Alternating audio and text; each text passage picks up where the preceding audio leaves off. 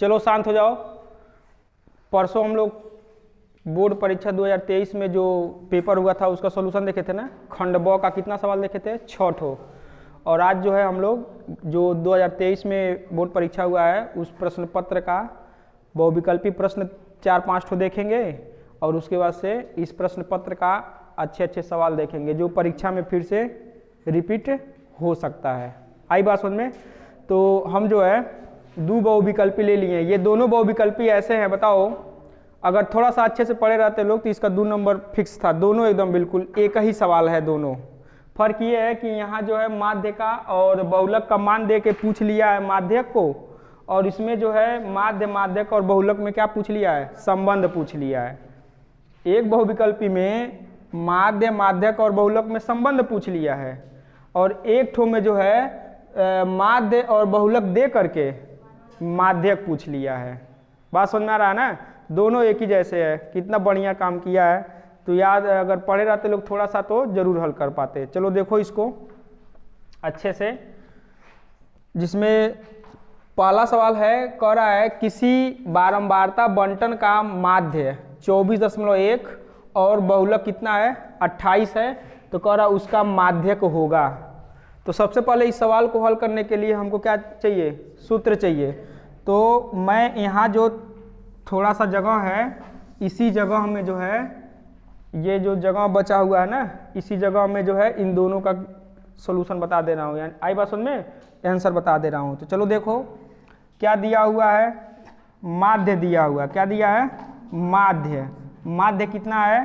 तो 24.1 है। बात समझ में आ रहा है? और बहुलक दिया हुआ है, बहुलक। और बहुलक कितना दे रखा है हम लोगों को?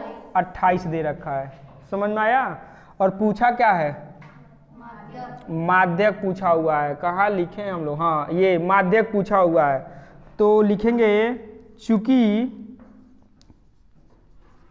बहुलक बराबर क्या होता है? 3 गुणे माध्यक माइनस 2 गुणे माध्य, ये सूत्र होता है। आई बात समझ में? तो दूसरे वाले प्रश्न का उत्तर तो मिल गया होगा ना। क्या पूछा? माध्य माध्यक एवं बहुलक के बीच क्या संबंध क्या है? तो इसमें संबंध क्या दिख रहा है? B number option. कौन सा ऑप्शन? बी। यानी कि बहुलक बराबर क्या होता है? 3 गुणे माध्यक माइनस 2 गुणे माध्य। ये दूसरे सवाल का उत्तर मिल गया। अब जो है पहले सवाल का, तो इसी जो है फार्मूला में हम मान रख देंगे तो उत्तर हो जाएगा। इसलिए बहुलक कितना दिया है? 28 बराबर 3 गुणे माध्यक माइनस 2 गुणे माध्य कितना है? तो माध्य है 24.1। अब आगे देखते हैं इसका सॉल्यूशन। इधर तो ये 28 रहेगा ही, 2 का इसमें गुणा करके बराबर के इधर ला दो तो ये माइनस में है, इधर आएगा तो प्लस में। तो ये कितना हो जाएगा? 2 × 2 और 24 दूनी 48, यानी कि प्लस 48.2। इधर क्या बच जाएगा? 3 गुणे माध्यक बच जाएगा। बात समझ में आया? इन दोनों को जोड़ो तो ये हो जाएगा 2.88 16 को 6, 4 2 6 और एक हासिल है ना, तो कितना हो जाएगा? 7। अच्छा ये बताओ ये 3 जो है गुणे में है, अब बराबर किधर आएगा? तो लगा लो बट्टे में, और यहाँ क्या बचेगा? माध्यक बचेगा। तो अब 76.2 में 3 से क्या देना है हमको? भाग देना है। तो जब भाग दोगे तो कितनी बार में कट जाएगा? 25.4 बार में कट जाएगा। और ये क्या निकल जाएगा हम लोगों का? माध्यक। तो इसमें कौन सा उत्तर सही होगा? ऑप्शन नंबर सी जो है एकदम बिल्कुल ठीक होगा। समझ में आया सबको? तो जल्दी से इसको क्या करेंगे हम लोग? नोट करेंगे और फिर बढ़ेंगे अगले सवाल पे। ये बहुत मोस्ट इम्पोर्टेंट सवाल है। समझ में आया? नहीं समझ में आएगा तो जरूर पूछ लेना।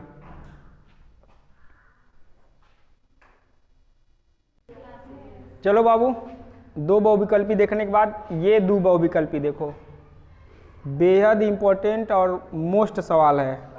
इस वाले प्रश्न में तो बच्चे बिल्कुल गलती करेंगे। समझ में आ रहा है ना? क्यों? क्योंकि कहा है कि दो वृत्तों के व्यासों का अनुपात, व्यास का अनुपात दिया है ना, तो क्या करेंगे बच्चे? त्रिज्या निकालना शुरू कर देंगे। क्या निकालना शुरू कर देंगे? त्रिज्या। उसके बाद से वृत्त की परिधि का सूत्र लगाएंगे। चलो देखो यहाँ हम लोग देखते हैं पहले सवाल, यानी कि तीसरे नंबर सवाल का सोल्यूशन पहले देखेंगे, फिर चौथे नंबर सवाल का सोल्यूशन देखेंगे। समझ में आ गया? तो व्यासों में अनुपात दिया है, तो दो ठो वृत्त है ना, तो D1 संबंधे D2 कितना दिया है? 4 संबंधे 9, यानी कि ये पहला वाला जो है ये D1 है और दूसरा वाला जो है ये क्या है? D2 है। समझ में आया? और क्या पूछा है? परिधि में अनुपात। तो दो ठो वृत्त है, तो वृत्त का परिधि का सूत्र क्या होता है? 2πr, यही होता है ना। तो पहले वृत्त की त्रिज्या को R1 कह लेते हैं, अनुपात का मतलब बटे, दूसरे वाले को 2πr2। तो ये दो वृत्तों का मैंने अनुपात ले लिया कि नहीं ले लिया? ले लिया। अच्छा ये बताओ, इस सूत्र को हम ऐसे लिख सकते हैं क्या? π2r1। बोलो। अरे दो जो है इसके साथ कर दिए, गुणे में है तब भी जो चीजें है वही चीजें भी है। इसको भी ऐसे ही लिख सकते हैं क्या?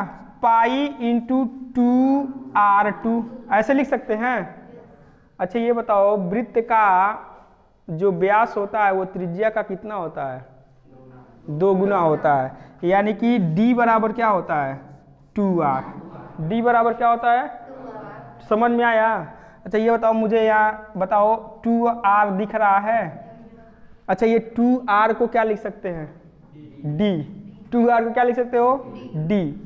तो पाई लिखो और 2r के जगह पे d। r1 है तो क्या लिखो? d1। r1 है ना, तो क्या लिखो? d1। फिर ये नीचे पाई लिखो, 2r को क्या लिखेंगे? d। r2 है तो क्या लिखो? तो पाई से पाई कट गया, तो क्या बचा? d1 बटे d1 बटे d2 ही तो हमको सवाल में दिया है। d1 बटे d2 ही तो सवाल में दिया है। d1 का मान कितना है? 4 है, और d2 का मान कितना है? अब बटे का मतलब अनुपात ही तो हुआ जी। तो वृत्तों के परिधियों में अनुपात भी कितना हो जाएगा? बहुत शानदार सवाल है, कंफ्यूजन से भरा हुआ है, और इस सवाल को खूब अच्छे से जो है नोट करना और घर पे पढ़ना। पहले त्रिज्या और उज्ज्या निकालने के चक्कर में फंस जाते, पूरा सवाल ही क्या कर लेते? गलत कर लेते। 1 नंबर इतना गिफ्ट जैसा प्रश्न गलत हो जाता। समझ में आ गया? तो उत्तर यही बनेगा। अब जो है कौन सा हम लोग देखेंगे? चौथा नंबर सवाल। तो मिटाए ना इसको? समझ में आया है? Yes sir. चलो देखो, एक समबाहु त्रिभुज, समबाहु, समबाहु का मतलब क्या हुआ? जिसका तीनों भुजा क्या हो? बराबर हो। तो तीनों भुजा बराबर हो तो हमने एक समबाहु त्रिभुज बना लिया। ये भी 2a है, ये भी 2a है, और ये भी भुजा क्या है? 2a है। तो कह रहा है कि उसके प्रत्येक शीर्ष लंब की लंबाई, प्रत्येक शीर्ष लंब की लंबाई यानी कि जौन एक ठोका होगा वह सबका होगा, क्योंकि समबाहु है ना तीनों, तो यहाँ से एक ठोका निकाल लो, वही हो जाएगा उत्तर।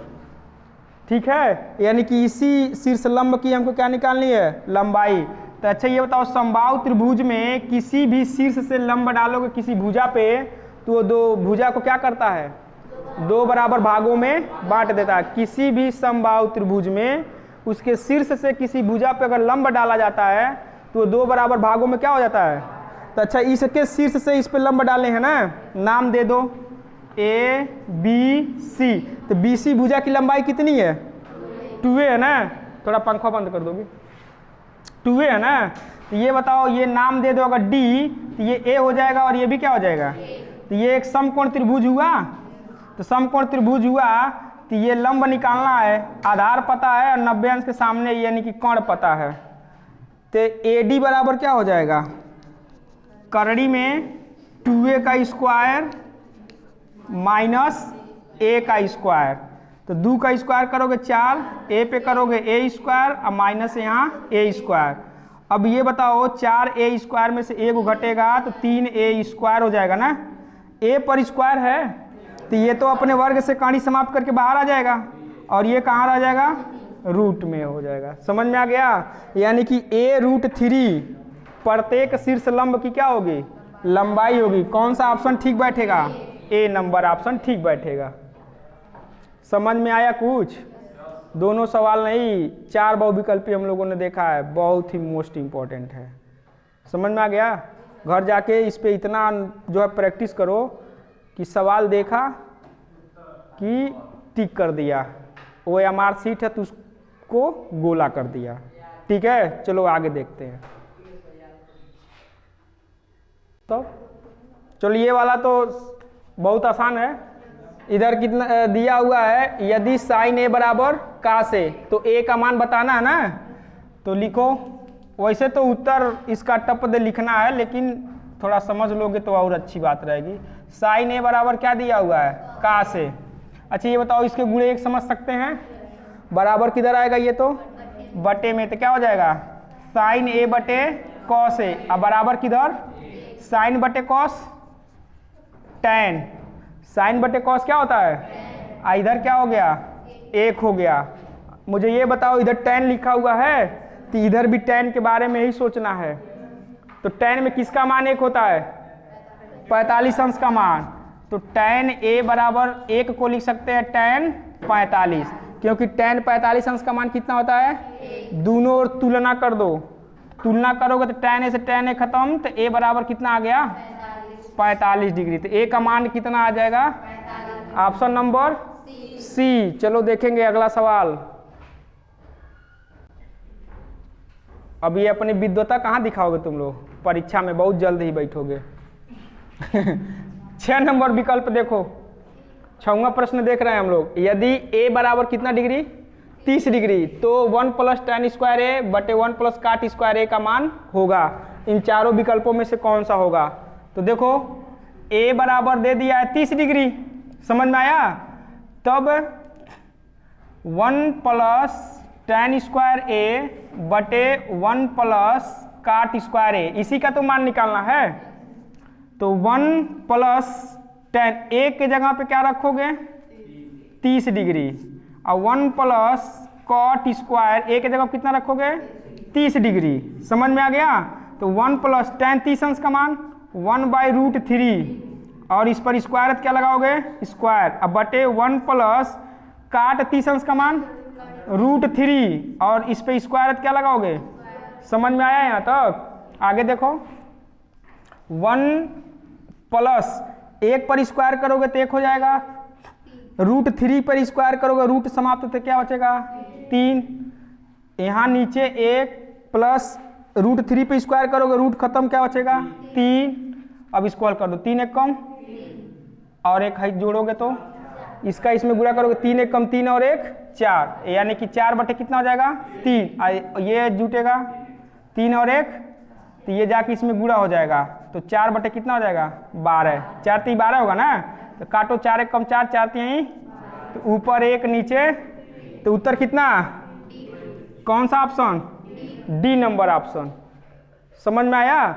ये रफ का कार्य होता है, जितना तेज तुम लाइन घटा के लिख सकते हो उतना तेज करो। परीक्षा में जितना समय बचाओगे तुम्हारे लिए ही जो है बेनिफिट होगा। समझ में आया? तो बहुविकल्पी पे टाइम नहीं दिया जाता है उतना, जितना जल्दी हो सके उतना जल्दी जो है उसको हल करके तुरंत उसका विकल्प ढूंढ लेते हैं। ठीक है, चलो देखते हैं अगला सवाल। अब ये बताओ, इस सवाल पे समय लगाना, मतलब समय लगाना पड़ेगा? सवाल को पढ़े तुरंत उत्तर। ये वर्ग अंतराल दे रखा है और ये क्या दे रखा है? बारंबारता। करा उपयुक्त बारंबारता बंटन में बहुलक वर्ग होगा। तो जिसकी बारंबारता सबसे अधिक होती है वही क्या होता है? बहुलक होता है। तो बहुलक वर्ग पूछा है ना, तो ये बताओ, ये 11 है इस बारंबारता, 0 से लेकर 10 तक की बारंबारता 11 है, 10 से 20 21, 20 से 30 23, 30 से 40 14 और 40 से 50। इसमें ये बताओ सबसे अधिक बारंबारता किसकी है? 23 है ना। और ये किस वर्ग अंतराल में है? 20 से 30, इसी में है ना। तो यही हमारा क्या हो जाएगा? आंसर हो जाएगा बहुलक। कौन सा ऑप्शन? बी, यानी कि ये वाला ऑप्शन हमारा क्या है? सही है। समझ में आ गया ना? यानी कि 23 जो है वर्ग अंतराल 20 और 30 में आ रहा है ना, जिसकी बारंबारता क्या है, सबसे अधिक है, तो वही हमारा क्या हो जाएगा, बहुलक वर्ग हो जाएगा। समझ में आया? चलो देखेंगे अगला सवाल हम लोग। चलो बाबू देखो, बहुविकल्पी हम लोग कौन सा देखने जा रहे हैं, 8। ये हमसे कह रहा है निम्नलिखित सारणी का माध्य होगा। क्या पूछा है, माध्य। तो ये वर्ग अंतराल दे रखा है, बारंबारता तो हमने नोट नहीं किया, तो सवाल में बारंबारता दिया है 3, 1, 5, 4 और 7, ये बारंबारता दिया हुआ है। ठीक है, तो हम लोग बारंबारताओं का योग कर लेते हैं, तो इसको लिखते हैं सिग्मा एफ आई, सबको जोड़ो तो कितना होगा, 20, सबको जोड़ेंगे कितना आएगा, 20। अब हम क्या निकालेंगे, एक्स आई निकालेंगे। क्या निकालेंगे, एक्स आई। एक्स आई कैसे निकालते हो, वर्ग अंतराल को जोड़ के आधा कर देना, तो 0 और 2 कितना होगा, 2, और 2 का आधा 1, 4 2 6, 6 का आधा 3, 6 4 10, 10 का आधा 5, 8 6 14, 14 के आधा 7, 10 7 18, 18 के आधा 9। अब क्या करेंगे हम लोग, एफ आई इंटू क्या निकालेंगे, एक्स आई निकालेंगे। बस सवाल लग गया है। जितना जल्दी तुम लिखना जानते हो बहुविकल्पी प्रश्न को हल करने में, उतना ही समय की बचत हो जाएगी। अब जो है एफ आई और एक्स आई का गुणा करो, तो 3 1 कम 3, और फिर यहाँ 3 1 कम 3, 5 5 25, 7 चौको 28, 9 7 63। अब इन सबको जोड़ लेंगे, तो sigma F I into X I, सबको जोड़ो जल्दी से। 3 3 3 3 6 6 5 11, 11 और 8 17, 17 3 20, 20 को 0, 6 2 8 2 10 और हासिल 2 ठो, कितना हो जाएगा, 12। फिर से जोड़ लो, 3 3 6 6 5, 3 3 6 5 11, 11 और 8 11 8 19, 11 8 19 और 19 और 3, 19 में 3 जोड़ोगे तो 22 होगा ना, 19 और 3 कितना हो जाएगा, हासिल कितना, 2, 6 2 8 2 10 और 2 12, यानी कि 200 कितना आएगा, एकदम अब ठीक है ना जोड़। तो अब क्या निकालना है हमको, माध्य निकालना है। क्या निकालना है, माध्य। तो माध्य बराबर क्या होता है, सिग्मा एफ आई एक्स आई बटे सिग्मा एफ आई। तो सिग्मा एफ आई एक्स आई कितना है, 122, सिग्मा एफ आई कितना है, 20। अब जो है 20 में इससे क्या कर दो, भाग दे दो, तो 2 से काटोगे इसको, 2 6 के 12, और 2 1 कम 2, और 10 से गुणा करोगे यानी 6 दशमलव कितना हो जाएगा, 1, भाग दोगे। तो कौन सा ऑप्शन सही है, डी नंबर ऑप्शन इस प्रश्न के लिए क्या है, सही है। समझ में आया सबको कि नहीं आया, बहुत बढ़िया सवाल है, नोट करो जल्दी से।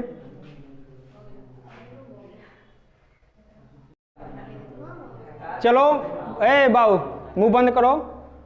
अब ये जो सवाल है कई बार एक तो पूछा ही है, फिर 2023 में भी पूछा हुआ है, बहुत लाजवाब सवाल है, और इसको शांति से सब लोग जो है देखो, और मैं इसको जो है बहुत आराम से क्या कर रहा हूँ, लगा रहा हूँ। ठीक है, चलो देखो बोर्ड पे हल करेंगे इसको। कह रहा है 2x प्लस 3y बराबर 11 और 2x माइनस 4y बराबर माइनस 24 को क्या करना है, हल करना है, और इसके लिए किसका मान निकालना है, यम का मान निकालना है। यहाँ देखो वह मान ज्ञात कीजिए जिसके लिए y बराबर mx प्लस क्या दिया है, 3 दिया हुआ है, यानी कि इसमें x का भी मान निकालना है, y का भी मान निकालना है। जब x और y निकल जाएगा तब जाकर किसका मान निकलेगा, तो जो x और y का मान आएगा इसी वाले समीकरण में क्या कर देंगे, रख देंगे, तो किसका मान निकल जाएगा। तो आधा सवाल तो लगा लिए ना। अब देखो पूरा सवाल कैसे, क्या दिया है, 2x माइनस 3y बराबर 11, बचा प्लस 3, 2x प्लस 3y बराबर 11, समीकरण नंबर 1। और क्या दिया हुआ है, 2x माइनस 4y बराबर माइनस 24, समीकरण नंबर 2। अच्छा ये बताओ, यहाँ 4y है, यहाँ 3y, एगो प्लस एगो माइनस है, इससे कुछ मिलेगा नहीं। यहाँ 2x है और यहाँ भी क्या है, दोनों प्लस में है, घटा देंगे तो x क्या हो जाएगा, यानी कि विलोपन विधि का प्रयोग करेंगे। किसका प्रयोग करेंगे, तो लिखेंगे समीकरण 1 - 2 से, यानी कि पहले वाले को लिखो 2x + 3y लिख लिए, माइनस कर रहे हैं किसको, 2 को, यानी कि 2x - 4y। अब बराबर इधर लिखो 11 माइनस घटाओ किसको, -24 को, यानी कि 1 में से 2 को क्या कर दिए, घटा दिए। 1 नंबर समीकरण में से 2 को क्या कर दिए, घटा दिए। तो ये हो जाएगा 2x + 3y माइनस अंदर गुणा करोगे तो -2x माइनस माइनस प्लस, और ये कितना हो जाएगा 4y। समझ में आया कि नहीं आया, बराबर 11 माइनस माइनस प्लस, और ये कितना हो जाएगा 24। तो +2x माइनस 2x क्या हो जाएगा, कट जाएगा ना, 4y 3y कुल कितना 7y। समझ में आ गया, बराबर, और इनको जोड़ो तो ये हो जाएगा 35। तो 7 से ये को बार में कटेगा, तो y का मान कितना आ गया, 5 आ गया। तो y का मान जब आ गया 5 तो लिखेंगे y का मान समीकरण 1 में रखने पर, तो समीकरण 1 में जब इसका मान रखोगे बाबू, दिख रहा है, नीला वाला से शायद नहीं दिख रहा होगा, सफ़ेद वाले से देखो, तो यहाँ हो जाएगा 2x, समझ में आ गया, +3 गुणे y के जगह पे कितना रखेंगे, 5 रखेंगे, बराबर कितना 11। तो ये हो जाएगा 2x बराबर 11 5 और ये प्लस में है ना, बराबर उधर जाएगा तो माइनस का 15 हो जाएगा। समझ में आया, तो ये हो जाएगा 2x बराबर -15 में से ये घटेगा तो माइनस का 4। अब यहाँ देखो ये गुणे में इधर आएगा तो x बराबर -4/2, तो 2 से कट जाएगा क बारी, तो x का मान कितना आ जाएगा -2। तो इस तरह से हमने x का मान भी निकाल लिया और किसका मान निकाल लिया। अब क्या करेंगे, m का मान निकालेंगे। किसका मान निकालेंगे, तो लिखेंगे तब समीकरण y बराबर mx + 3 से, आई बात समझ में, लिखेंगे x व y का मान रखने पर, किसमें रखोगे, इस वाले समीकरण में। तो y का मान कितना है 5 निकाले हो ना, तो y के जगह पे रखोगे 5 m गुणे x का मान -2 अब प्लस में 3। अब ये देखो इधर तो 5 हो गया, ये +3 इधर आएगा तो -3, और इसका इसमें गुणा कर दोगे तो -2m, 5 में से 3 घटा 2 अब बराबर -2m, ये गुणे में इधर आएगा तो m बराबर 2/-2, 2 से 2 कट जाएगा, तो m का मान कितना -1 आ जाएगा। बहुत लाजवाब सवाल है। कितने नंबर का है, 4 नंबर का है ये सवाल, ठीक है। हाँ क्या कट गया है, विलोपन विधि क्या कट गया है, अरे तो हाँ तो सवालवा तो देगा ही, सवाल तो बनाना ही बनाना है। बात समझ में आ रहा है, हाँ तो अच्छे से सीखो और इसको नोट करो।